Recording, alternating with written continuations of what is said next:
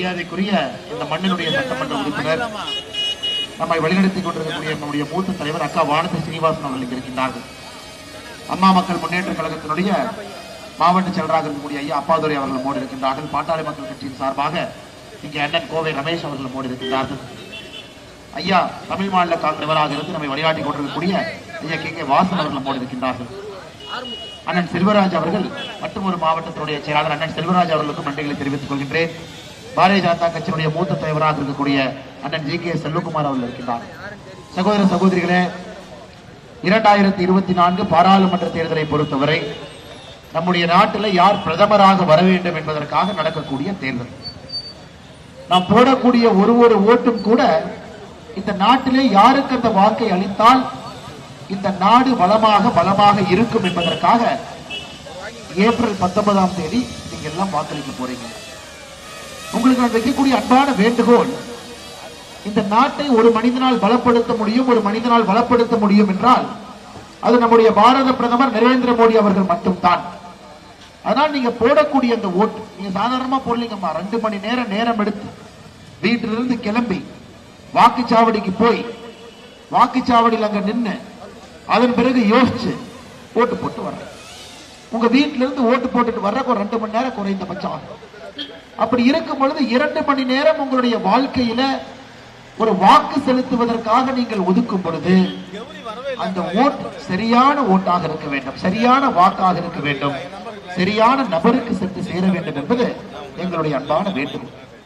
சரியான நபருக்கு சரியான அந்த ஓட்டு போக வேண்டும் என்று நீங்க நினைத்தால் அது பாரத பிரதமர் நரேந்திர மோடி அவருக்கு அந்த ஓட்டு சென்றால் மட்டும்தான் அது சரியான ஓட்டு என்பது எங்களுடைய தாழ்மையான கருத்தும் கூட. நிச்சயமாக நீங்கள் அதை ஆமோதிப்பீர்கள். காரணம், கண்ணு கெட்டிய தூரம் வரை நம்முடைய நாட்டை பலப்படுத்தவோ வளப்படுத்தவோ எதிர்கட்சி கூட்டணியில் இருக்கக்கூடிய எந்த ஒரு தலைவனும் கண்ணு கெட்டிய தூரம் வரை இல்லை. பலப்படுத்தவும் சரி வளப்படுத்தவும் சரி நம்மிடம் இருக்கக்கூடிய ஒரே ஒரு வாய்ப்பு 2024 பாராளுமன்ற தேர்தலில் தாமரை சின்னத்திற்கு தேசிய ஜனநாயக கூட்டணி சார்பாக நாம் வாக்களிக்க வேண்டிய கட்டாயம் நமக்கு இருக்கு. இன்னைக்கு மோடி ஐயா வரப்போறாங்க ஐயா, நம்ம எல்லோருக்குமே தெரியும். 400 பாராளுமன்ற உறுப்பினர்களை தாண்டி வரப்போறாங்க, அதுவும் நமக்கு தெரியும்.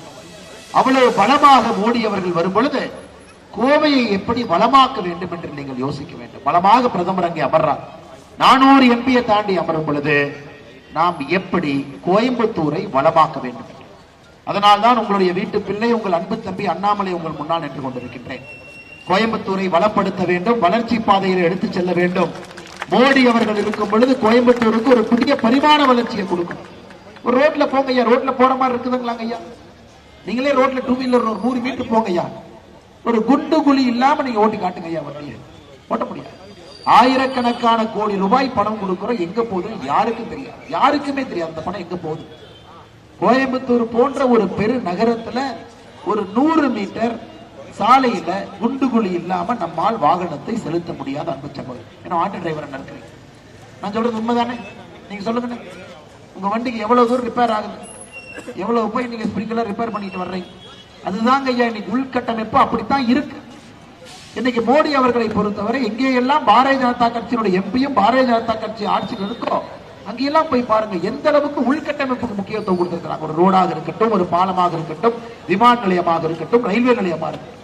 ஆனா கோயம்புத்தூர்ல பாத்தீங்கன்னா 10 ஆண்டு காலமாக வந்திருக்கக்கூடிய எம்பினால எந்த பிரயோஜனமும் இல்லை. 2 எம்பி நல்லவர்களா இருக்கலாம், வல்லவர்களா இருக்கலாம், கம்யூனிஸ்ட் கட்சி நண்பர்கள் நாங்கள எளிமையானவர்கள். ஆனா அரசியலுக்கு நமக்கு என்ன வேணுங்க ஐயா? வேலை செய்யறவங்க நமக்கு வேணும். மோடி ஐயா இருக்கும் பொழுது கோயம்புத்தூருக்கு வேலை செய்ய முடியவில்லை என்றால் எப்ப வேலை செய்ய போறோம்?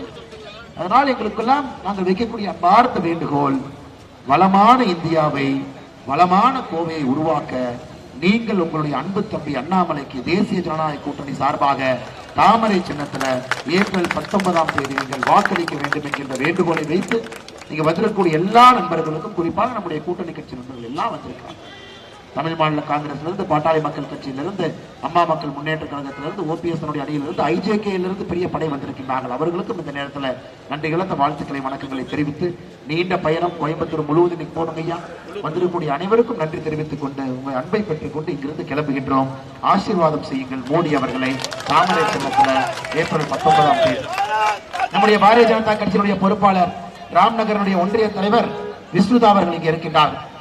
முன்னாள் சட்டமன்ற உறுப்பினர் சின்ராஜ் அவர்கள், சதீஷ்குமார் அவர்கள், சிவம் அவர்கள், சாந்தி சிவம் அவர்கள், உமா மகேஸ்வரி அவர்கள், வினோத் அவர்கள், பாலன் அவர்கள், பிரீதா அவர்கள், காலனி ஆறுமுகம் அவர்கள், கோவை குட்டி அவர்கள், தேவதாஸ் அவர்கள், வெங்கடேஷ் அவர்கள், ராஜேஷ் அவர்கள், வந்திருக்கக்கூடிய எல்லா நம்முடைய கூட்டணி கட்சி நண்பர்களுக்கும், கடுமையாக உழைக்கக்கூடிய பாரதிய ஜனதா கட்சியுடைய தலைவர்கள் தொண்டர்களுக்கு அடுத்த 15 நாள் எல்லாத்தையும் போய் பார்க்கணுங்க ஐயா. எல்லோரும் மோடிக்கு ஓட்டு போறதுக்கு தயாரா இருக்காங்க. நம்ம போய் கேட்கணும். சில நேரத்துல கதவை தட்டினாத்தாங்க ஐயா கதவு திறக்கும். நாமளே கதவுக்கு வெளியே நின்று கதவை திறனா திறப்பாங்களாங்க ஐயா. அதனால இங்க இருக்கக்கூடிய எல்லா தொண்டர்களுக்கும் அன்பான வேண்டுகோள், கதவை தட்டுங்க.